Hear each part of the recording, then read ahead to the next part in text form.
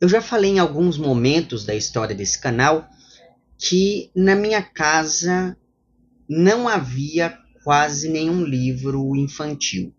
Havia, sim, vários livros espíritas da minha tia, havia aqui e ali algum outro livro, por exemplo, um livro de contos russos, ditos modernos, mas que já era um livro bastante antigo àquela época, e que eu cheguei até a mostrar para vocês em algum vídeo do canal. Mas livros infantis mesmo eram pouquíssimos, quase nenhuns. Eu me lembro principalmente de dois desses livros. Um deles era o Saci, do Monteiro Lobato, que eu acabei perdendo ao longo do tempo, perdendo não porque eu deixei esse livro em algum lugar, mas porque o livro ele foi se desfazendo mesmo, e eu nunca comprei outro. Então isso é uma coisa que eu preciso fazer, eu preciso correr atrás de uma cópia desse livro, porque há uma afetividade muito grande na minha relação com aquele livro. E outro desses livros infantis presentes lá na minha casa, e que eu lia assiduamente, era esse O Lobisomem, Contos Folclóricos, que é um livro publicado em 1970 pelo Herberto Salles, que é um autor que estreou na literatura brasileira em 1944 com um romance regionalista chamado Cascalho. E aqui, neste livro, como o título nos indica, o que nós temos são esses 15 contos que recuperam criaturas do nosso folclore. E que, por isso mesmo, quer dizer, por essa recuperação folclórica, juntamente com uma dicção telúrica e atravessada aqui e ali por marcas de oralidade, tudo isso faz com que esse livro se aproxime muito daquele regionalismo ao qual o Herberto Salles foi associado desde a sua estreia em 44, então com Cascalho. E aliás, é muito engraçado porque muitos anos depois, quando eu fui ler esse romance na faculdade, né, o Cascalho, aí é que eu fui me lembrar que eu já conhecia aquele autor antes aqui desse O Lobisomem. Mas principalmente, aqui nesse livro, o autor nos avisa em uma nota introdutória que essa obra não deve ser encarada como resultado de uma pesquisa que pretendeu recolher variantes diferentes de causos sobre essas criaturas folclóricas aqui abordadas. Os contos devem ser vistos, segundo o próprio autor, sobretudo como versões de um ficcionista para essas mesmas criaturas, o que ao mesmo tempo em que aponta para esse caráter de preservação do saber popular, que é recolher esses seres folclóricos. Então, por um lado, há essa preocupação com recolher esse determinado saber, mas há também aqui um aviso de que o autor não tem compromisso algum em se manter preso a esse mesmo saber. Então, essa nota é muito importante para já nos situar diante dessa matéria narrativa com a qual nós vamos entrar em contato. Então, por um lado, esse livro se aproxima bastante tematicamente de outros, como, por exemplo, O Bestiário Brasileiro, do Luiz Antônio Simas, ou então aqui o Assombrações de Campinas, que foi escrito pelo Tiago de Souza e pelo Cilo Sotil, que são livros, né? Aqui o Bestiário deixa isso mais explícito, né? Esse livro aqui é quase como um livro de consulta mesmo. Cada capítulo é como se fosse um verbete sobre uma determinada criatura, sobre uma determinada visagem. Aqui em Assombrações de Campinas existe também esse compromisso, ainda que diluído a partir dessa estrutura narrativa. Então aqui nós temos contos sobre determinadas visagens, né? Então, tematicamente, o livro aqui do Herberto Salles, né, O Lobisomem, Contos Folclóricos, se aproxima um pouco desses outros dois livros sobre os quais eu fiz vídeo recentemente aqui no canal.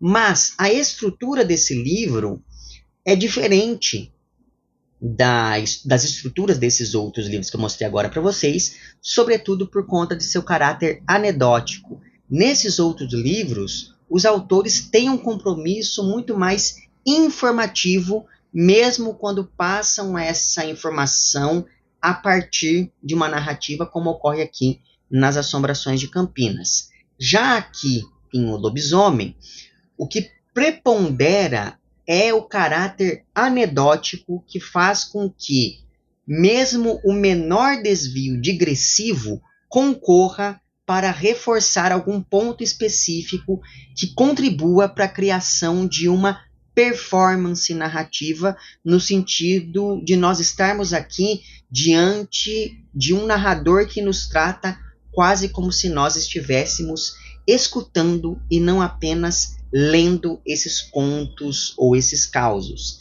em uma dicção muito semelhante àquilo que nós temos, por exemplo, aqui em Maldito Sertão, do Márcio Benjamin, para o qual também fiz vídeo recentemente por aqui. Então, por exemplo,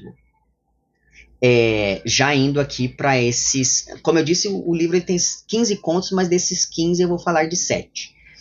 Se a gente pega um conto como, por exemplo, o intitulado A Mãe d'Água, nesse conto nós temos esse narrador que faz uma longa digressão para explicar como ele está diretamente ligado a uma determinada fazenda, né? Então veja, existe essa digressão, só que essa digressão é cheia de detalhes que depois vão justificar, por exemplo, a preocupação de um pai que era dono dessa fazenda e que tinha algum laço de parentesco com esse narrador, em relação ao sumiço do filho em uma noite na qual se escuta uma voz maviosa e feminina vinda de uma lagoa que fica ali no meio dessa tal fazenda. E é nessa lagoa que vive, então, a Mãe d'Água, que é uma visagem que surgiu ali depois que uma indígena se afogou nessas águas, né, nessa lagoa.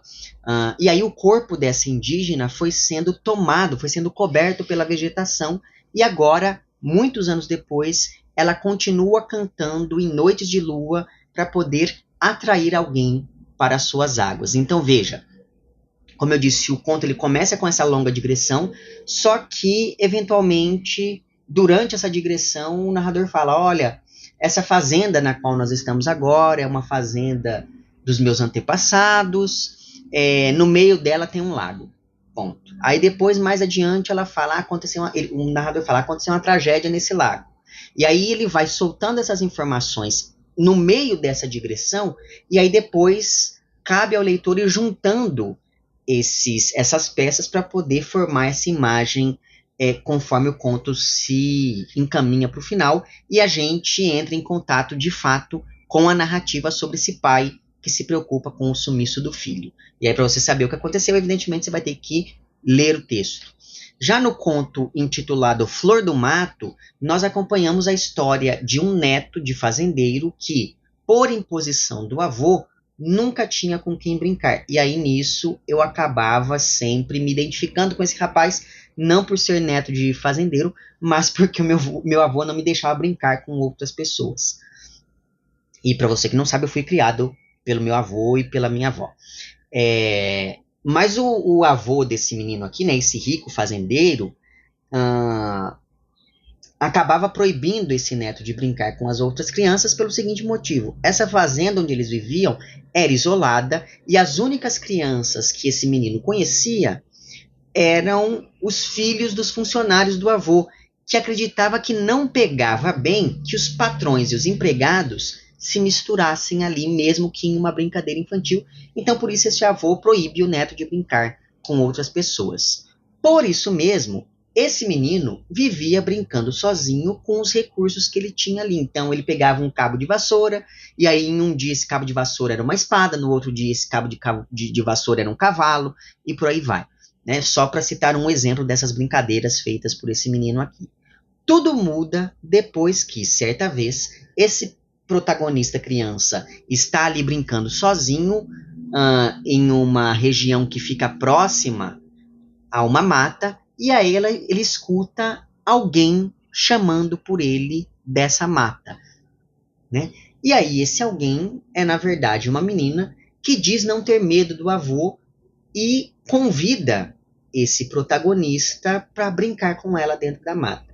E ela diz que não tem medo do fazendeiro porque o menino fala, olha, eu não posso brincar com você porque meu avô não deixa, ele vai brigar. E aí essa menina fala, não, Eu não tenho medo do seu avô. Pode vir aqui brincar comigo que não vai acontecer nada. E aí, como o menino era sempre tão sozinho, ele acaba indo brincar com essa menina em meio à floresta, sem saber que estava sendo atraído e enganado por uma entidade que morava por lá e que é a tal Flor do Mato do título do conto. Agora, para você saber como tudo isso termina, de novo, você vai ter que ler o conto.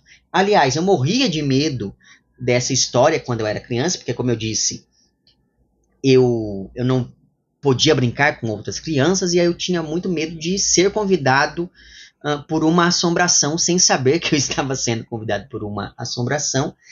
E eu tinha muito medo dessa história, mesmo a despeito do fato de não morar em uma região rural. Então eu podia ter medo de tudo, menos da tal da Flor do Mato, porque não havia mato perto da minha casa. Mas enfim, eu acho que esse meu medo que eu sentia desse conto se devia sobretudo ao tom pedagógico desse texto, né? Que é aquela ideia de transmitir mensagens a quem o lê, que é: não vá brincar em determinados lugares, não desobedeça aos adultos, não converse com estranhos, etc, etc, etc. Né? Então, digamos que o conto era muito efetivo, né, nesse medo que me causava por conta do desenlace envolvendo esse menino aqui.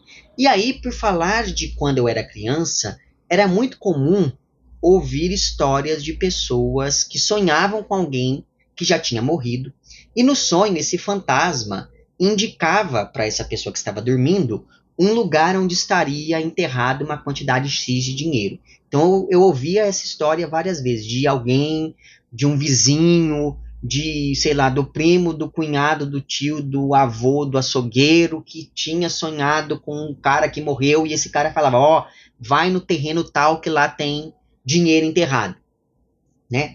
E aí isso me dava um misto de medo e vontade de que isso me acontecesse, porque afinal de contas, medo, porque eu não queria sonhar com um fantasma, e vontade, porque afinal de contas seria uma aventura e tanto ir procurar um tesouro escondido por aí afora, né? Pelo mundo afora. Pois bem, é mais ou menos essa história que nós temos em um conto intitulado A Botija de Ouro, né? Que é um conto que começa com um sujeito muito rico que mandou construir um sobrado absolutamente alto para que ninguém conseguisse enxergar direito a sua esposa, que era uma mulher muito bonita e bem mais nova do que ele, e isso acabava despertando os ciúmes desse sujeito. Pois bem, essa moça, ela não podia sair de casa, ela não podia conviver com outras pessoas para além do marido, e aí com o tempo ela foi ficando triste, foi ficando doente e acabou morrendo sem ter tempo de engravidar. E aí quando esse marido, que já era mais velho, morreu também, ele não tinha herdeiros, de modo que o seu patrimônio ficou ali abandonado. Como tudo isso aconteceu em uma cidade pequena, logo começaram a circular rumores dizendo que havia um tesouro enterrado naquele sobrado e que por isso mesmo o fantasma desse antigo proprietário rondava a região e não deixava ninguém ficar por muito tempo dentro daquele sobrado. Tudo mudou, porém, quando um homem completamente azarado, coitado, se muda para aquela construção, para aquela casa, para tentar convencer o fantasma a lhe mostrar o lugar onde o dinheiro estava enterrado, porque afinal de contas o fantasma, já estando morto, não precisaria do dinheiro para mais nada, ao passo que esse rapaz azarado, quem sabe conseguisse ali ter uma vida um pouco mais digna usando aquele dinheiro que estava enterrado. Surpreendentemente, o plano dá certo, já que esse rapaz era devoto das Santas Almas, e aí ele tinha ali uma reza, e ele conseguiu chamar o espírito desse antigo proprietário e conversar em sonho com esse fantasma. Só que aí o fantasma concorda e fala: não, tudo bem, eu te mostro onde está o dinheiro enterrado, mas com uma condição: você tem que seguir tal ritual. E aí o fantasma ensina um ritual muito específico e diz: você tem que seguir à risca tudo aquilo que esse ritual determina, porque senão as consequências não serão nada agradáveis. E aí enfim, é a partir disso que o conto vai se encaminhando para os finalmente, né? Então, para você saber se existe mesmo dinheiro ou não, ou se esse rapaz consegue ou não o tal dinheiro, você vai ter que ler o conto. E aí, no começo do mês agora de outubro, eu fiz um vídeo falando sobre O Boto, romance gótico amazônico, do Tadeu Sarmento. Eu vou deixar o link para aquele vídeo na descrição. E aí, por que eu estou falando desse romance chamado O Boto? Porque aqui, neste livro do Heberto Salles, há um conto chamado justamente Os Botos. Nesse conto, tudo se passa durante uma festa de Santo Antônio, que era feita principalmente para que as moças devotas desse santo pudessem encontrar eventuais pretendentes, o que significa que estava todo mundo bastante ansioso para tal festa. E essa ansiedade fica ainda maior depois que dois forasteiros chegam a tal festa, e eles não só estavam muito bem vestidos, o que talvez indique que eles fossem ricos, como também esses homens são bonitos, eles têm uma conversa muito agradável e eles dançam como ninguém. Ou seja, os homens que estavam nessa festa ficam todos com muita raiva desses dois sujeitos, ao passo que as mulheres ficam ali na expectativa para saber quais delas seriam escolhidas para acompanhar esses dois forasteiros. Só que havia também nessa festa uma senhora, já muito velhinha, que quando ela bate o olho nesses dois sujeitos, quando eles entram na festa, ela já é categórica e diz que os dois, na verdade, eram botos disfarçados para levar alguém para o fundo do rio. Evidentemente, como só ia acontecer, ninguém deu muita bola para o aviso dessa senhora, porque afinal de contas a festa estava acontecendo em um lugar longe do rio. Enfim, diz a lenda que o boto tem um furo na cabeça, e esses homens, e por isso o boto sempre anda de chapéu, e esses homens estavam sem chapéu, então eles não podiam ser botos. Só que essa senhora fala: olha, a lenda diz isso, mas eu já vi muita coisa nessa minha vida e eu tô falando. Esses dois homens, eles são botos disfarçados. Eles colocaram, o cabelo deles está penteado de um jeito ali, que é pra gente não ver direito o buraco na cabeça deles. Então é bom tomar cuidado. Enfim, o fato é que ninguém dá muita atenção a essa senhora e evidentemente que isso há de ter as suas consequências. Mas o mais interessante nesse conto é que nele existe um detalhe a mais na lenda, do qual nem me lembrava, e que é um detalhe que eu não ouço falar muito quando as pessoas comentam sobre o boto, que é, segundo dizem, se você quiser que alguém se apaixone por você, basta você olhar para essa pessoa através de um olho de boto. E esse elemento vai aparecer aqui em um determinado momento da narrativa. E já que eu estou aqui citando livros sobre os quais eu já falei ao longo desse mês de outubro, recentemente eu fiz um vídeo sobre o já citado Bestiário Brasileiro, e nele eu falei sobre a lenda da mula sem cabeça. Pois bem, essa mesma visagem aparece aqui em um conto de mesmo nome, e esse conto acompanha as investigações de um rapaz que tem fama de ser o bêbado da cidadezinha onde ele mora. Só que o fato de ter essa fama não impede que as pessoas lhe deem todo o crédito do mundo depois que esse rapaz, voltando da farra em uma noite de quinta para sexta-feira, durante a quaresma, que é um tempo bastante auspicioso para se ter contato com certas visagens, né? Então, numa noite de quinta para sexta, esse rapaz está voltando para casa depois de ter bebido todos no bar, e aí, quando ele está passando perto do cemitério, porque ele morava atrás do cemitério, esse rapaz diz ter visto a mula sem cabeça. E aí, mesmo ele já estando bêbado e ter fama de bêbado pela cidade, todo mundo acredita na palavra desse rapaz. Por quê? O que ocorre é que havia ali naquela cidade um padre novo, não só novo porque ele era uma pessoa jovem, mas também porque ele era novo naquelas freguesias ali. Então, ele chegou na cidade há pouco tempo.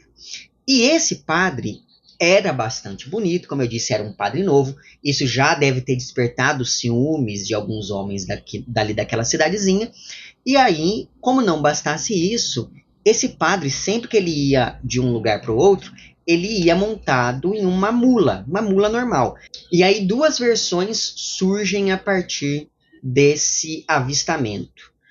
Algumas pessoas pensam que aquela visagem com a qual o rapaz bêbado se deparou era uma amante do padre que se transformou em mula sem cabeça, ao passo que outras pessoas começam a defender que, na verdade, aquela mula sem cabeça era a mula do próprio padre. Só que aí, de dia, ela tinha ali aquele disfarce de ser uma mula normal, e aí à noite ela revelava a sua verdadeira forma. E é claro que isso fez com que vários boatos começassem a circular ali sobre esse tal padre, e isso teve as suas consequências na vida eclesiástica desse rapaz. E isso é algo muito interessante e que aparece em todo o livro, né? Mas aqui nesse conto isso ganha mais força. Veja, o autor, né, o Herberto Salles, ele consegue, por meio de detalhes, construir toda uma ambientação muito boa nesses contos. E aí, aqui no caso, como a história se passa em uma cidadezinha pequena, essa coisa de ter pessoas que lançam boatos umas sobre as outras, e esses boatos irem saindo do controle e irem, enfim, determinando muito a vida da pessoa que é vítima desses boatos, tudo isso é muito frequente, né, nessas cidades pequenas, então isso aparece muito bem aqui nesse conto. Já durante a minha leitura aqui de Sina, que é um outro livro do Márcio Benjamin, um dos textos aqui fala sobre a porca dos 7 leitões, que é uma visagem que surge depois que uma moça abortou 7 vezes. E aí, quando essa moça morre, o espírito dela toma o aspecto de uma porca que vaga pelas ruas acompanhada de 7 leitões, que são os filhos que essa mulher abortou em vida. E aqui a gente vê, mais uma vez, um caráter pedagógico nesse tipo de narrativa, tendo em vista que se uma mulher abortou, é porque ela transou fora do casamento, haja vista que uma mulher casada não precisaria, teoricamente, abortar, né? Pois bem, no conto que leva o nome dessa visagem, existe aqui uma moça que, tal qual o padre do conto sobre a mula sem cabeça, é vítima de boatos em uma cidade pequena. Essa moça é extremamente bonita, só que ela nunca quis ficar com nenhum dos rapazes dessa cidade onde ela mora. E aí, como ela passava o tempo todo, o dia inteiro, olhando pela janela, as mulheres desse lugar onde ela vive viviam dizendo que essa moça estava procurando o homem, até porque a casa dessa protagonista ficava bem de frente a uma pensão, a única pensão da cidade, então por ali passavam vários homens de fora que iam se hospedar ali por alguns dias. E aí, como essa moça vivia na janela, essas vizinhas fofoqueiras diziam, ó, ela tá olhando ali pro cara que chegou na pensão agora, e esse tipo de coisa. Um desses homens que vai se hospedar na tal pensão é um caixeiro viajante, por quem essa moça se apaixona e com quem ela vai ter um caso, o que dá início a mais comentários ainda sobre o quão inapropriado é o comportamento dessa moça, e isso culmina na história da porca dos 7 leitões. E aí, finalmente, quando eu li aqui o Maldito Sertão, também do Márcio Benjamin, eu me deparei com um conto sobre lobisomens. E como o nome aqui do livro do Herberto Salles é justamente O Lobisomem, eu não poderia deixar de falar dele, né, que talvez seja a assombração mais assustadora da minha infância, graças a esse aspecto animalesco do lobisomem. O conto aqui do Herberto Salles, que aliás é o conto que abre o livro, acompanha um casal que mora praticamente isolado no fim de uma cidadezinha chamada Passagem, o que já nos sugere que aquela não é uma cidade onde as pessoas ficam por muito tempo. Daí essa ideia de ser um lugar isolado.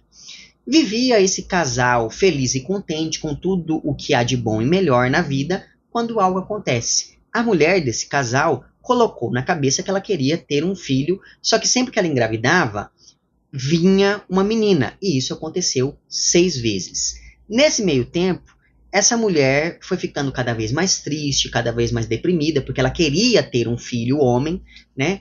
E o marido, por sua vez, fez até algumas promessas para que viesse, de fato, algum menino, não tanto por ele, mas para agradar a esposa, porque ele estava ficando preocupado com a saúde dessa moça. Só que nada disso dava certo, né? Ele fez várias promessas e nenhuma vingou nada. Até que um dia essa mulher ficou de saco cheio e disse que ela teria um filho homem, nem que fosse com a ajuda do diabo, e exatamente nesse momento, um vento estranho soprou pelas ruas de passagem. A mulher, tempos depois, descobriu de fato que estava grávida e realmente ela deu à luz um menino, só que ela não conseguia se esquecer daquele vento que soprou depois do que ela tinha dito, né, de que ela teria um filho nem que fosse com a ajuda do diabo. Ela fica muito incomodada com isso, porque ela não consegue se esquecer dessa coincidência, e aí ela vai até uma benzedeira dessa cidade, e essa mulher lhe revela que, de fato, aquele menino ali teria de correr o fado, ou seja, na primeira quaresma, depois que ele completasse 13 anos, esse menino se transformaria em lobisomem e teria que correr 7 freguesias e atravessar 7 cemitérios até o amanhecer.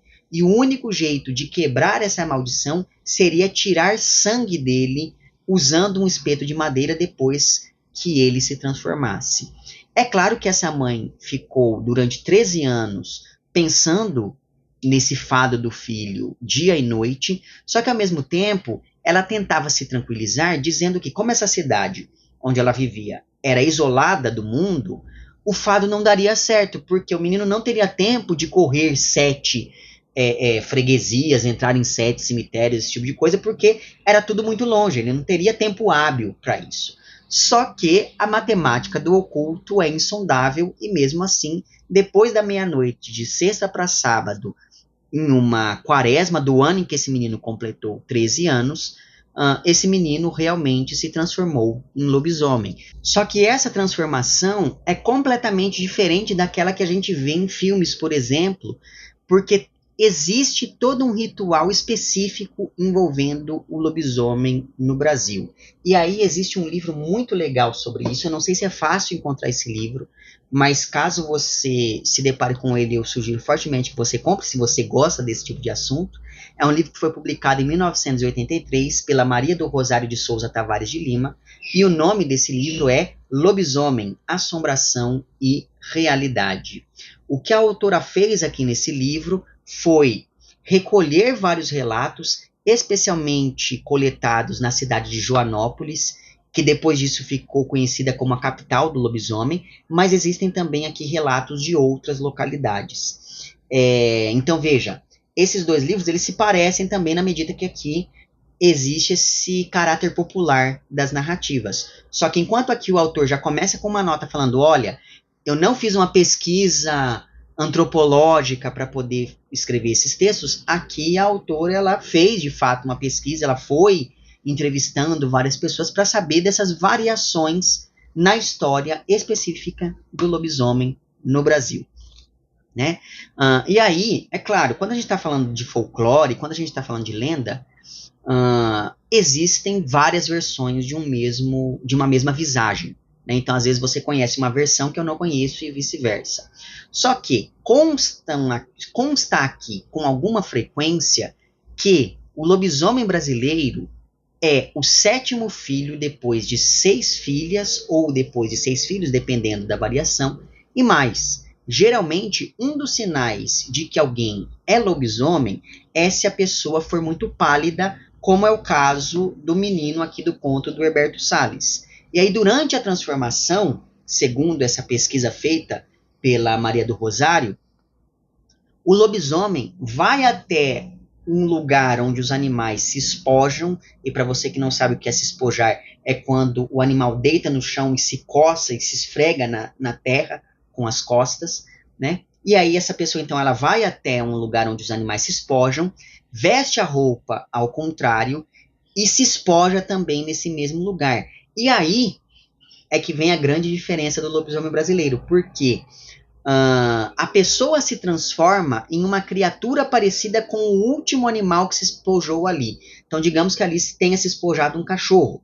a pessoa vai virar uma criatura parecendo um cachorro. Se ali se espojou um jumento, a pessoa vira um animal parecendo um jumento. Se ali se espojou um porco, a pessoa vira um animal parecido com um porco. Se ali se espojou um bezerro, a pessoa vira um animal parecendo um bezerro, né? E aí o que acontece é que aqui no conto do Herberto Salles, existem vários elementos que recuperam muito mais o lobisomem brasileiro aqui do trabalho da Maria do Rosário do que esse lobisomem americanizado que a gente vê com mais frequência por aí. Aliás, eu fico até pensando, né, seria muito legal se houvesse um filme com um filme brasileiro de lobisomens, mais seguindo esses moldes mais da sabedoria popular e menos aquela imagem do lobisomem europeu ou estadunidense, enfim.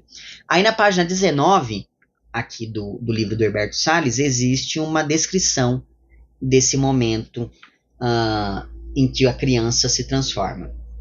Então é dito o seguinte: o filho chegou e tirou a roupa. E quando ela, a mãe, pensou que ele ia ficar assim nu como tinha nascido, ele vestiu de novo a roupa pelo avesso. Depois se deitou no chão, bem na espojadura do jumento, e começou a se espojar igualzinho ao dito animal, sem tirar nem pôr, rolando para cá e para lá na areia. E aconteceu o seguinte: de repente, com um frio correndo pela espinha lá dela, o filho ela não mais viu naquele lugar, mas um bicho, menor que um bezerro e maior que um cachorro, os dois misturados no feitio, animal esquisito e orelhudo. Um sopro ela ouviu, que nem de fole, mas sendo de bicho resfolegando, continuado e feroz. E aí veja, eu pretendia fazer ao longo do mês um vídeo falando só sobre o lobisomem, tanto dentro quanto fora do Brasil, até para fazer essa comparação, né, entre essas mitologias diferentes, só que não deu tempo de fazer antes, e eu acho que não vai dar tempo de fazer esse vídeo até o fim do mês. Mas, em todo caso, fica aqui essa pequena apresentação para que você conheça uma versão um pouco diferente dessa assombração que é o lobisomem, né? Fica aqui a minha enfática recomendação para que você leia o Lobisomem, Assombração e Realidade, da Maria do Rosário de Souza Tavares de Lima. Enfim, como eu tenho dito nesses últimos vídeos, né? A minha infância sempre foi muito povoada por essas criaturas folclóricas, por essas assombrações, sobretudo por conta dessa minha criação com a minha avó e com o meu avô, que eram, enfim, não, minha avó continua sendo nordestina, meu avô já faleceu, mas ele era nordestino também, então havia essa comunhão, digamos, entre lendas do Nordeste, né, lendas de Sergipe, lendas aqui de Campinas. Então tudo isso foi meio que moldando esse meu gosto pelo terror, pela assombração, por fantasmas, etc e tal. Gosto esse que permanece ainda hoje, haja vista esse especial do mês do terror e do horror que eu fiz agora em outubro, né? Mas enfim, então é isso. Eu vou deixar na descrição o link para todos esses vídeos que eu fui citando ao longo dessa minha fala, e na descrição constará também o link para o meu perfil no Apoia-se. E assim, caso você queira e possa contribuir financeiramente com esse meu trabalho, é só você entrar em contato com os planos de apoio e também com as recompensas equivalentes a cada um desses planos. Fica aqui o meu agradecimento às pessoas que já contribuem, e para você que quer fazer isso, mas que não pode fazê-lo financeiramente, é só você mostrar para o algoritmo dessa plataforma que o meu conteúdo é relevante de algum modo. Então curta o vídeo, compartilhe, comente, etc e tal. Eu só posso falar sobre essas criaturas e sobre esses lobisomens porque há quem apoie aqui esse meu trabalho. Inclusive, diga aí nos comentários se você sabia que aqui no Brasil o lobisomem é um tanto quanto diferente daquele que nós vemos algumas vezes no cinema, certo? Vemo-nos nos próximos vídeos e um amplex.